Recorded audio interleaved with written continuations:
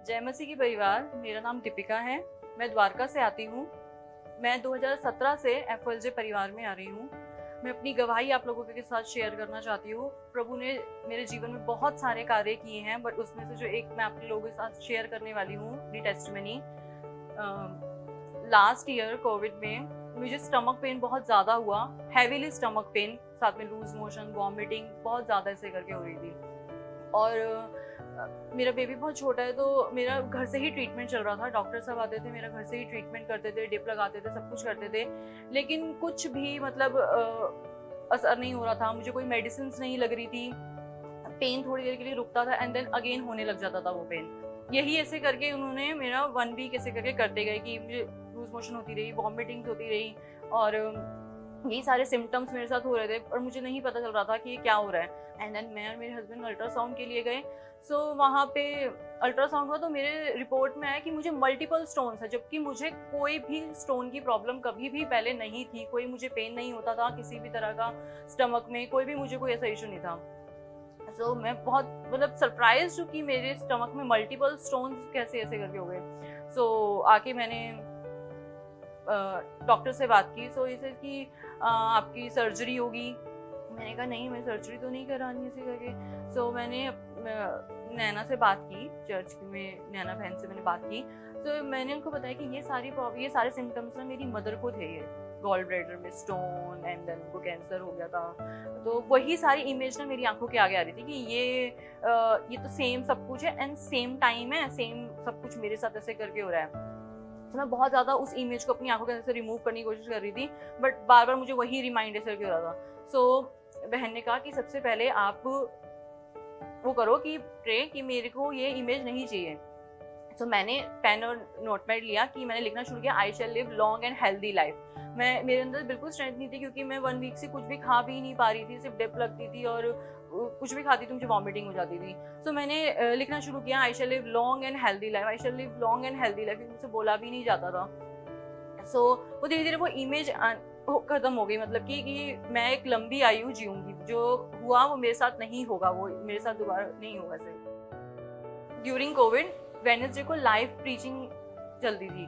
तो मैंने उस दिन वेडनेसडे था, मैंने इवनिंग में एफएलजे को मैंने ऑन किया। फिर उस दिन लाइव प्रीचिंग चल रही थी। पास्टर अंकित सेल्स की स्ट्रेच फॉर्थ योर रॉड, कि तुम्हारे पास वही सेम पावर है, we all have same power, कि अपनी मतलब कि तलवार को उठाओ, तुम योद्धा हो। तो मैंने बस उतना ही मैंने पोर्शन ऐसे करके सुना एंड देन मेरे अंदर इतनी सडनली मेरे अंदर वो आई एनर्जी कि मैं ये 1 वीक से मैं क्यों ये टाइम वेस्ट कर रही हूँ, क्योंकि मेरे पास वही सेम पावर है और मुझे इस पावर का इस्तेमाल करने से लगे।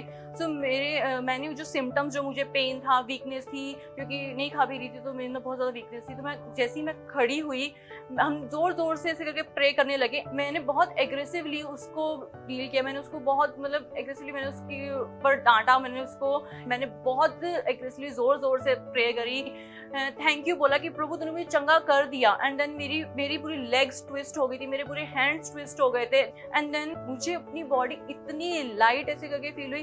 देन मुझे वीकनेस है, मैं कुछ भी ऐसे मूव नहीं हो पा रही थी, मैंने अपनी पूरी बॉडी को अच्छे से मूव किया एंड देन मैंने जोर जोर से मतलब कि ऐसा लगा मैं कितना मतलब फ्री हो गई, मैं उस चीज़ से आज़ाद ऐसे करके हो गई हूँ। एंड देन मैंने बहुत ज़्यादा डांस किया, हालेलुया। पूरी बिल्डिंग में सिर्फ और सिर्फ हमारा शोर था। हम प्रेज गॉड में से कर रहे थे कि प्रभु ने मुझे इस चीज़ से चंगा कर दिया ऐसे करके। सो उसी टाइम मैंने कहा मुझे बहुत ज़्यादा क्रेविंग हो रही है खाने की, क्योंकि मैंने 1 वीक से कुछ भी नहीं खाया था। मैं एक बाइट भी लेती थी, मुझे पेन होता था, वॉमिटिंग हो जाती थी, लूज मोशंस हो रहे थे। सो मैंने कहा मुझे ना बहुत ज़्यादा क्रेविंग हो रही है। मैंने अपना जो भी मैं खाना खाती मैंने वो खाया और मुझे कुछ भी नहीं हुआ। मैंने प्रॉपर पूरा फूड खाया, जहाँ मेरे से एक बाइट भी नहीं खाई जा रही थी। मैंने पूरा प्रॉपर ऐसे करके फूड खाया, कोई मुझे पेन नहीं हुआ। मैं पूरी रात अच्छे से सोई। मैं अगले माय हस्बैंड से कि रात की अपनी मेडिसिन तो लेनी। मैंने कहा मुझे इस मेडिसिन की ज़रूरत नहीं है, क्योंकि मैं इस चीज़ से आज़ाद हो चुकी हूँ। जो था वो सब निकल गया ऐसे करके और मुझे प्रभु ने मुझे चंगा कर दिया। तो मुझे अब इन मेडिसिन की कोई ज़रूरत नहीं है। एंड देन सुबह मेरे डॉक्टर का फ़ोन आया कि दीपिका आप एडमिट होने आ रहे थे।